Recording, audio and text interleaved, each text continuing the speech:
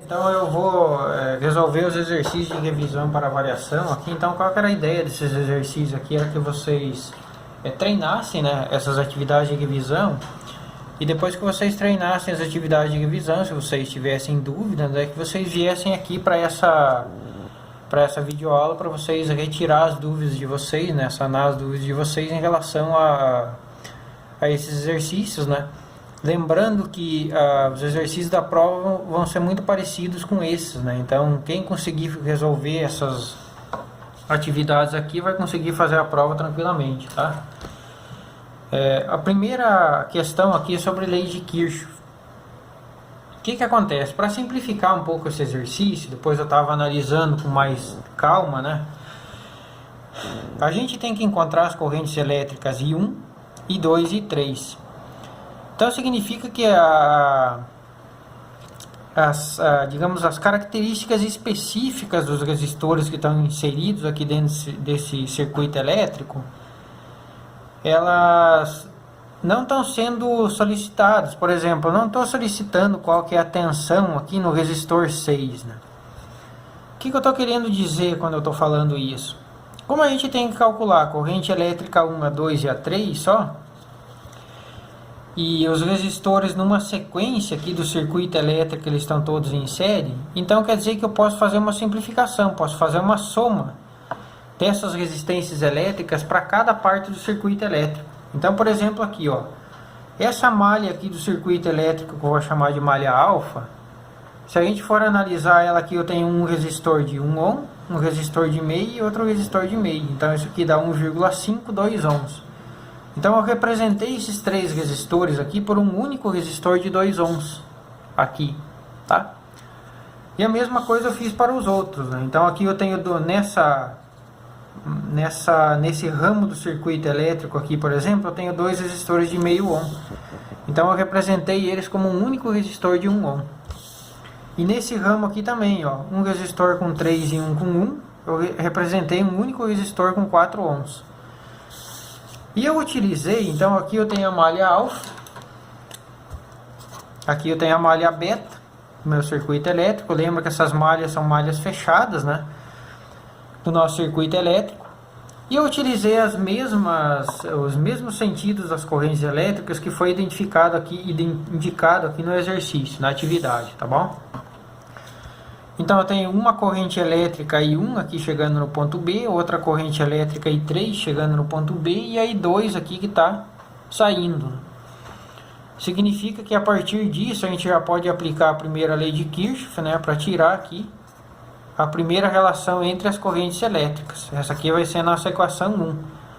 Então está chegando duas correntes elétricas aqui que vão se somar para dar a corrente elétrica I2. Seria a mesma coisa que tivesse chegando dois rios aqui, né, para formar um único, tá bom? Isso aqui é a primeira lei de Kirchhoff, já tem uma equação. Agora eu vou varrer meu circuito elétrico aqui, partindo do ponto A, nessa malha alfa e retornando no ponto A, aplicando a primeira lei de Kirchhoff. Ok? Então vamos lá. Saindo do ponto A, o primeiro resistor é um resistor que tem resistência elétrica de 2 ohms. Eu estou no mesmo sentido da corrente elétrica, então o potencial desse resistor é positivo, 2 e 1, né? Passando aqui pelo ponto B, eu vou estar também no mesmo sentido da corrente elétrica I2, então mais 1 vezes I2 vai dar o próprio I2, né?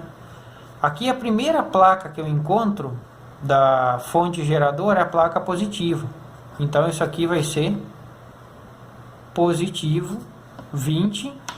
Ops, aqui ainda não é igual a zero, né? Chego nesse ponto do circuito elétrico, venho para esse ponto. Depois eu venho aqui para essa fonte de tensão e a primeira placa que eu encontro dela é a placa negativa aqui. Então isso aqui vai ser menos 20.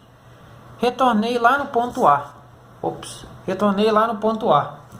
Quando eu retorno no ponto A, significa que a somatória de todas essas tensões aqui tem que ser igual a zero, conforme a gente tinha discutido lá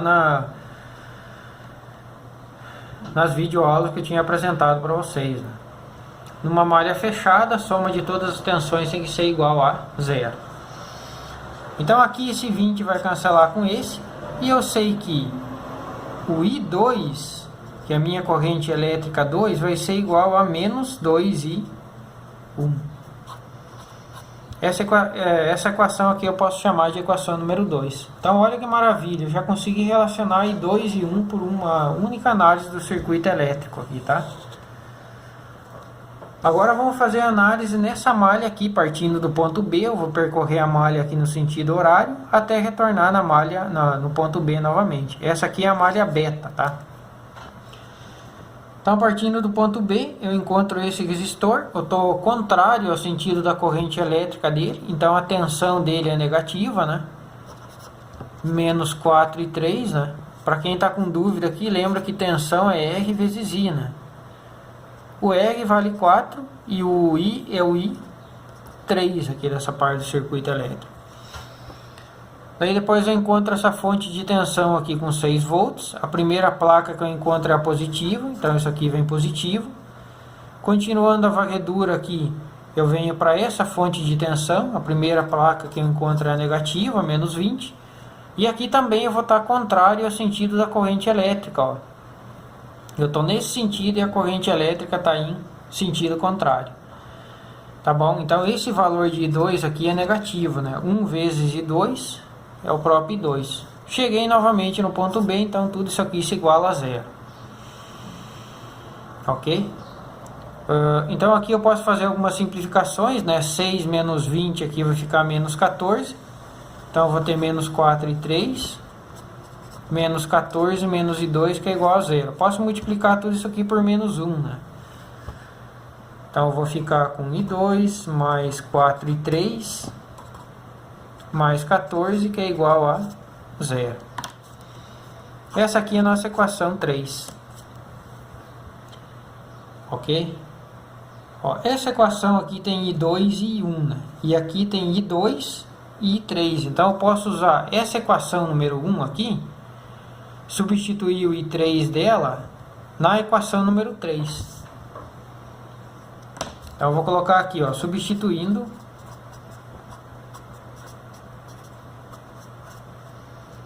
a equação número 1 em 3 a gente tem. A equação 3 então é I2 mais 4 e 3. Só que I3 da equação 1 aqui é igual a I2 menos I1. Só estou substituindo o I3, tá? É I2 menos I1 mais 14, que é igual a 0. Ok? Então isso aqui vai ficar I2 mais 4 e 2 menos 4 e 1 mais 14, que é igual a 0. Então aqui I2 mais 4 e 2 vai ficar 5 e 2 menos 4 e 1 mais 14, que é igual a 0. Só que eu sei aqui que o I2 vale menos 2 e 1 pela equação 2, né? Então agora o que eu vou fazer? Eu vou chamar essa equação aqui de 4 e vou substituir a equação 2 em 4. Ok? Então vamos lá, ó. A equação 4 diz que 5 e 2, só que agora o I2 vale menos 2 e 1 menos 4 e 1 mais 14 vai ser igual a 0. Então aqui 2 vezes 5 vai ficar menos 10 e 1 menos 4 e 1. Eu vou jogar o 14 lá para o outro lado da equação, tá? Então ele de positivo vai passar para o outro lado negativo. Menos 10 menos 4 aqui vai ficar menos 14 e 1 é igual a menos 14. Então, portanto, o I1 vale 1 ampere. Tá? E o sentido da corrente elétrica aqui que foi informado aqui na resolução está correto, tá? Então o I1 vale 1 ampere. Agora eu sei que I2 é 2 vezes o I1. Então significa que o I2, que eu vou colocar a corrente elétrica I2. Da equação 2 eu sei que I2 vale menos 2 e 1. Então o I2 aqui vai ficar menos 2, que multiplica o I1, que vale 1 ampere. Então o I2 é igual a menos 2 amperes. O que significa esse menos 2? Significa que o sentido da corrente elétrica aqui nesse circuito é contrário àquele que a gente usou. Tá? Então a corrente elétrica está fluindo aqui em direção ao ponto B, né? E ela tem o valor aqui de 2 amperes.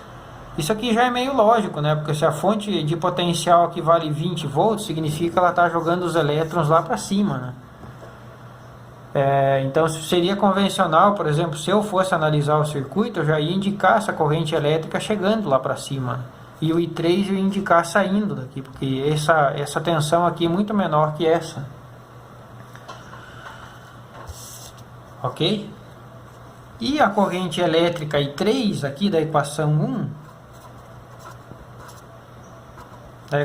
1, eu sei que I3 é igual a I2 menos I1. Então I3 vai ser igual a I2, que vale menos 2 amperes, menos I1, que vale menos 1. Então I3 vale menos 3 amperes. O que significa esse menos 3? Significa que a corrente elétrica I3 ela está em sentido contrário àquele que a gente adotou. Ok? Então estão obtidos aqui os 3 valores de correntes elétricas, né? Conforme tinha sido solicitado pelo exercício. Tá bom? Vamos resolver o exercício número 2 por aquele método simplificado que eu tinha comentado com vocês também. Então eu vou começar. A corrente elétrica que está fluindo no circuito é 3 amperes. Eu vou no mesmo sentido da corrente elétrica para que todos os resistores sejam positivos. Tá? E a primeira coisa que eu vou fazer aqui é calcular a tensão de todos os resistores aqui. Todos os resistores eles estão em série, então significa que o R equivalente aqui vai ser a soma de todos.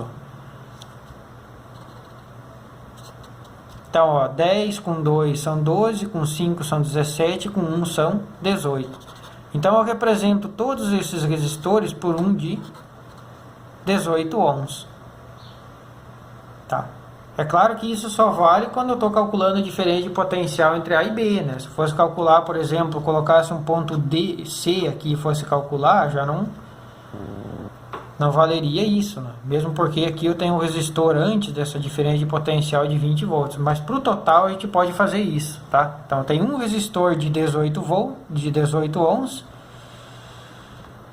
o ponto A. Nele está fluindo uma corrente elétrica de 3 amperes. E aqui eu tenho o ponto B, tá? As diferenças de potenciais. Uma está gerando corrente elétrica nesse sentido, negativo, positivo. E a outra está gerando corrente elétrica em sentido contrário. Então significa que uma vai subtrair a outra, né? Se eu estivesse analisando o circuito elétrico aqui, seguindo esse sentido, a primeira placa que eu encontro aqui é a negativa dessa aqui. Então isso aqui ficaria menos 20 mais 10, porque essa placa aqui, dessa diferença de potencial, a primeira placa que eu encontrar é positiva. Tá? Então eu tenho uma fonte aqui de 10 volts que vai representar essas duas. Tá? Então eu só simplifiquei esse circuito elétrico aqui para ficar mais fácil da gente resolver. Ok? Agora sim eu vou aplicar lá a lei das malhas, né? Então saindo do ponto A aqui eu tenho um potencial VA. Quando eu chego nessa fonte de potencial aqui eu encontro a placa negativa, então isso aqui é menos 10. Daí mais, né, porque eu estou no mesmo sentido da corrente elétrica, então o resistor aqui vai ter tensão positiva, 18 vezes 3, que é a corrente elétrica, é igual a UVB. Então isso aqui vai ficar VA. Que 18 vezes 3 vai dar 54, menos 10 vai ficar 44, que é igual ao VB. Agora eu vou passar esse VA para o outro lado da equação. Então eu vou ter que VB menos VA é igual a 44. Só joguei o VA para cá, tá? E lembra que por causa consideração nas nossas análises, a gente tem que fazer a inversão desses dois caras aqui. Então, se eu cheguei no final aqui com VB menos VA, significa que VA menos VB, que vai ser igual aos 44 volts. Que foi exatamente o que ele pediu, a diferença de potencial entre A e B. Ok?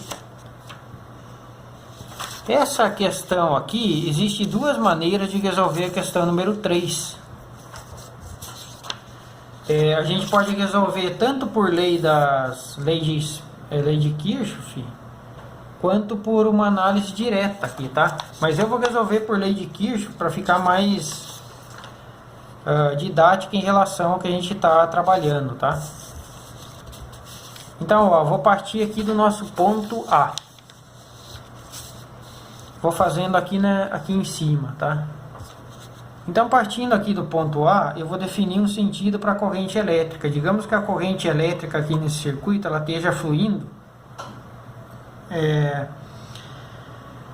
no sentido anti-horário, ok?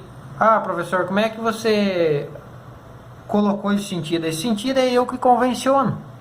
Depois, se a corrente elétrica der negativa, eu sei que ela vai estar em sentido contrário aqui no circuito elétrico. Então, eu convencionei que a minha corrente elétrica está no sentido horário, tá? E agora eu vou começar a fazer a análise por lei de Kirchhoff, aqui partindo do ponto A. Ó. Então, o primeiro resistor que eu encontro é esse aqui de 10 ohms. Então, eu vou ter aqui, ó, 10I. Daí, depois eu vou encontrar essa placa aqui, ó, com 12 volts. A primeira, essa fonte de tensão de 12 volts. A primeira placa que eu encontro dela é negativa. Então, essa aqui vai ser menos 12, né? Mais 3 vezes I. Mais 2 vezes I. A primeira placa que eu encontro dessa fonte de tensão aqui é a positiva. Então, essa aqui é mais 6. Que vai ser igual a 0, tá? Agora é só resolver isso aqui. 10I com 3I são 13I. Com 2I são 15I. Menos 12 mais 6 vai ficar menos 6, que é igual a 0. Agora, passando 6 para o outro lado da equação, eu vou ter que 15i vai ser igual a 6, i vai ser igual a 6 por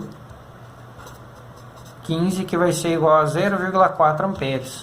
Tá?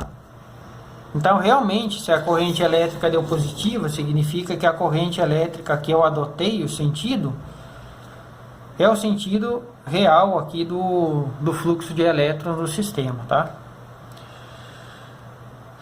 Bom, só fazendo isso aqui vocês já conseguiam descobrir então qual que era o valor aqui, qual que era a alternativa correta, né? Tá, agora vamos calcular a diferença de potencial entre o ponto A e o ponto B aqui. Eu vou sair aqui do ponto A, tá? Então o ponto A tem um potencial VA. Primeira placa que eu encontro aqui é a negativa, com 6 volts. Depois eu vou encontrar esse resistor aqui, ó. E eu tô indo no sentido contrário ao sentido da corrente elétrica. A corrente elétrica tá para cima, né? Tá indo em direção ao ponto A, e eu tô indo em direção ao ponto B. Eu saí do A e vou até o B, né? Então eu tô em sentido contrário da corrente elétrica, né? 2 vezes 2, que é o valor de resistência, vezes a corrente elétrica, que é 0,4, que vai ser igual ao VB. Então aqui eu vou ficar com VA menos 6,8, que é igual ao VB.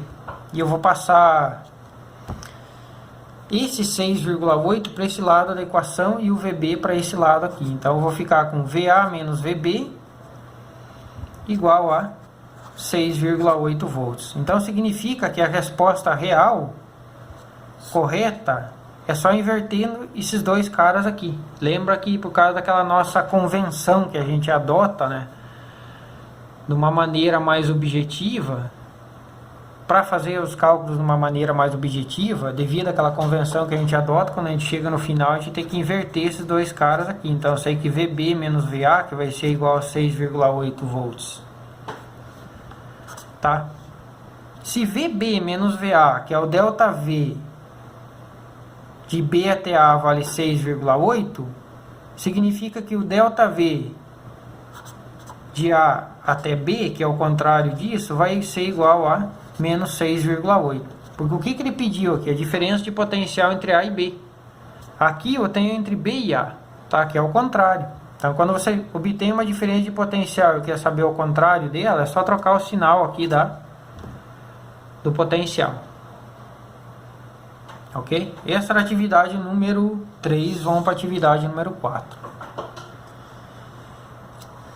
Exercício número 4. Antes de discutir sobre o exercício número 4, eu só vou fazer a representação das linhas de campo magnético para esse ímã aqui, em forma retangular. Então, lembra que a linha de campo magnético ela sempre sai do polo norte em direção ao polo sul.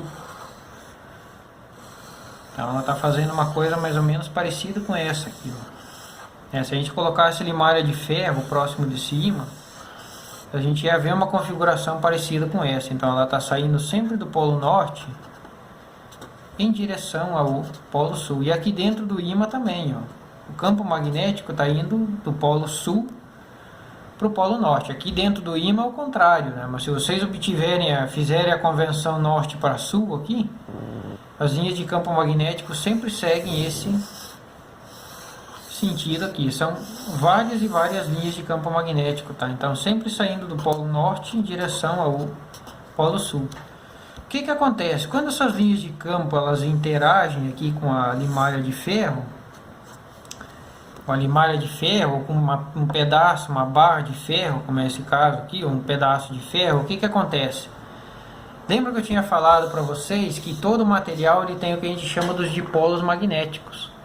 Então, quando esse campo magnético do ímã está interagindo com os dipolos magnéticos do ferro, ele está orientando os dipolos magnéticos do ferro também.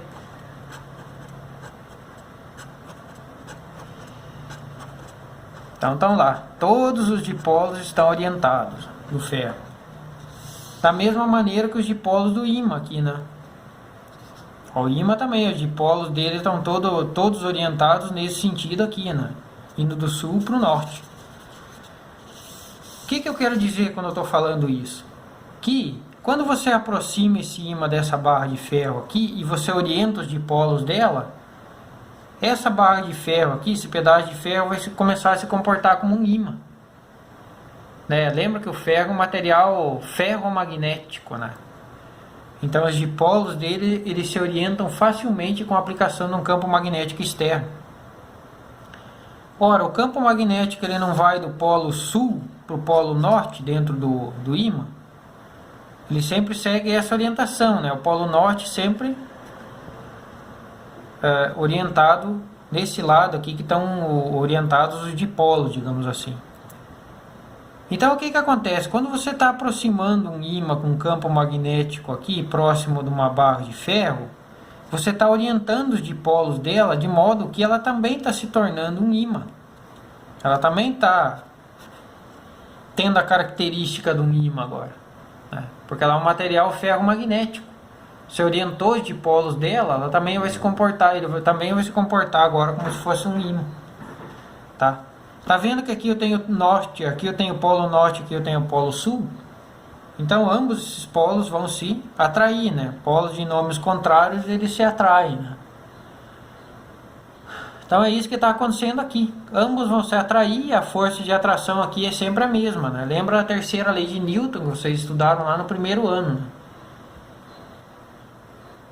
A cada ação corresponde uma reação de igual intensidade oposta em sentido. Então, se esse ímã está aplicando uma força F aqui nessa barra de ferro, força que o ímã aplica na barra de ferro, aqui no pedaço de ferro, quer dizer que o pedaço de ferro também vai aplicar uma força de mesma intensidade e oposta em sentido aqui no ímã, tá? Então, a resposta correta é a letra E. A princípio parece que não é a mesma coisa, mas é a mesma coisa, tá?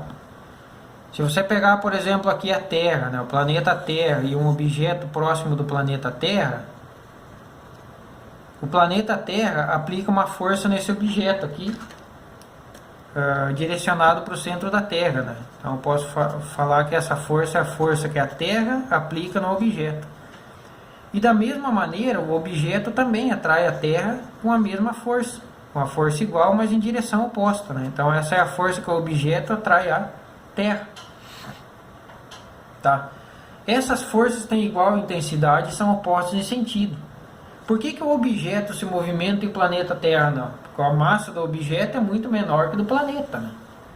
Lembra que força, revisamos aqui para o Enem, força é igual a massa vezes a aceleração, tá?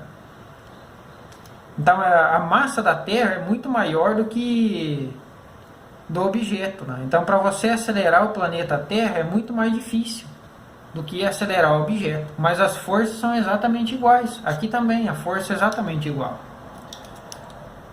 Ok? Nesse exercício aqui ele falou o seguinte, ó. Você tem configuração de 3 ímãs, tá? E ele fala assim, ó, sabe-se que os polos 1 e 5 eles se atraem.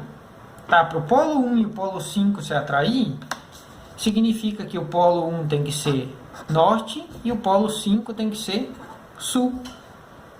Se esse cara aqui é norte, significa que o outro lado do ímã aqui, que é o 2, vai ser sul. Se esse cara aqui é sul, significa que o outro lado do ímã aqui tem que ser norte, que vai ser o 6, tá? E ele continua, ele fala assim, os polos 2 e 4, eles se repelem. Se eles se repelem, eles têm que ter mesma nomenclatura, sul e sul. Então, se esse cara aqui é sul, significa que o 3 tem que ser norte. E aí você começa a analisar as afirmativas aqui. 6 e 1 se atraem? Não, se repelem, norte com norte. 4 e 6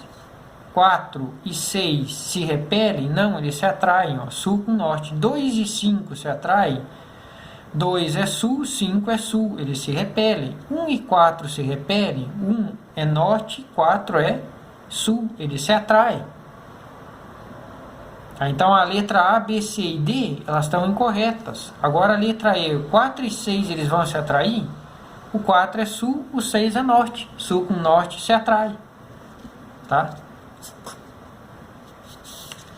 Número 6. A número 6, primeiro, o que é um ponto equidistante? É um ponto que tem a mesma distância aqui em relação aos dois fios. Então eu vou colocar um ponto P aqui. E se a distância entre os dois fios é 4 metros, significa que cada fio está a uma distância de 2 metros desse ponto P. Então é nele que eu vou ter que calcular o campo magnético gerado por ambos os fios.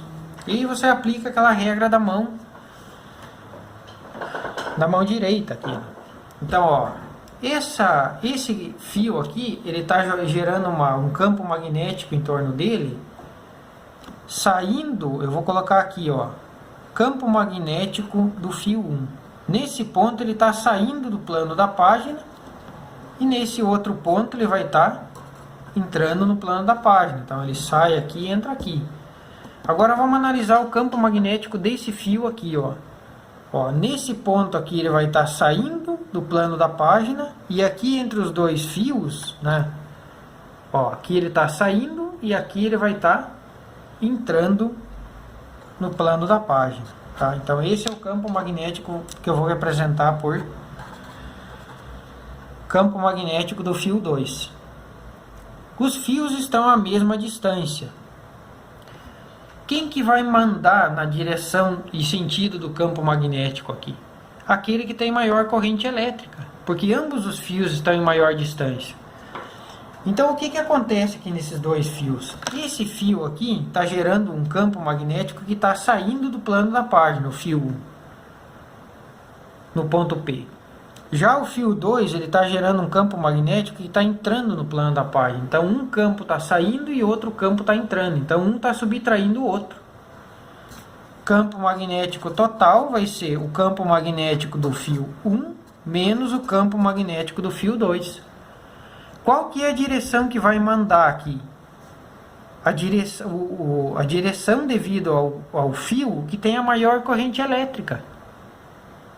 Porque se eles estão à mesma distância, o cara que vai mandar é o cara que tem maior corrente elétrica. Tá? A distância a gente já pode isolar, eliminar ela como variável. Lembra que o campo magnético ele depende da permeabilidade, da corrente elétrica e da distância. Se as distâncias são a mesma, quem vai mandar no campo magnético é aquele que tem maior corrente. Quem tem maior corrente elétrica é esse cara aqui. Então a gente já sabe de antemão, já fazendo essa análise pela regra da mão direita, que o campo magnético ele vai estar saindo do plano da página. Tá bom? Então essa alternativa aqui não é, essa aqui não é, tá? Letra E, se você olhar aqui, campo magnético de 0,2 Tesla é um campo magnético extremamente alto. Tá? Nenhum fio conduzindo uma corrente elétrica baixa, assim de 8, 6 amperes, vai gerar um campo magnético tão forte. Tá? Então, o campo magnético de 0,2 Tesla nunca ia ser gerado por um fio conduzindo só 8 amperes. Então, essa questão aqui também já dá para eliminar direto. Eu vou ficar só entre essas duas aqui. Então, agora sim, a gente tem que fazer o cálculo, né? Eu vou começar calculando o campo magnético devido ao fio 1. Então, B1 é igual a μ0, corrente elétrica 1, dividido por 2πr. O μ0 vale 4π vezes 10 a menos 7. A corrente elétrica 1 vale 8, dividido por 2π vezes a distância, que vale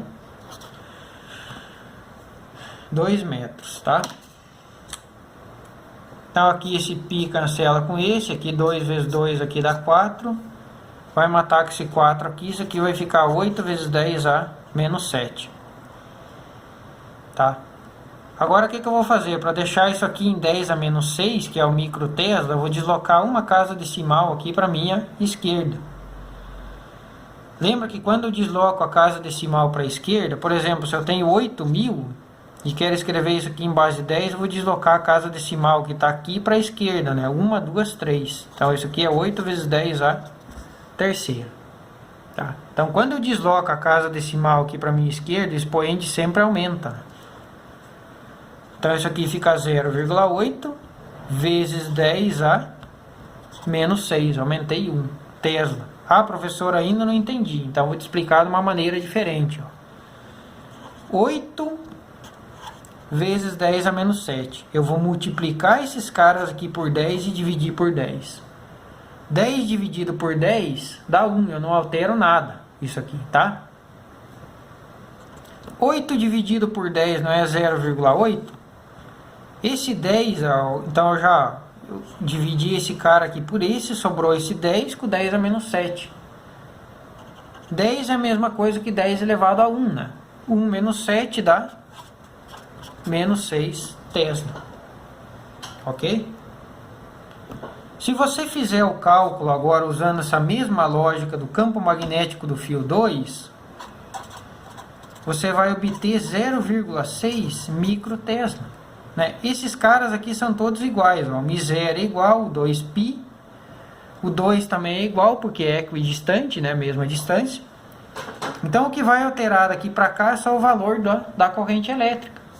Então o campo magnético do fio 2 vale 0,6 microtesla. Tá?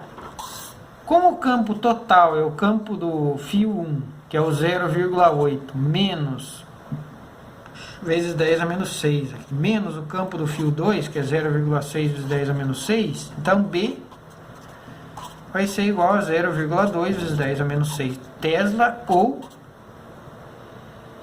0,2 micro Tesla. Tá bom? A resposta correta, então, é a letra A.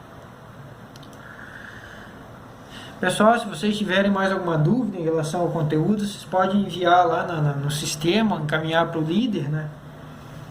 A dúvida. E a prova está muito baseada nesses exercícios aqui de revisão, tá bom? Bons estudos a todos.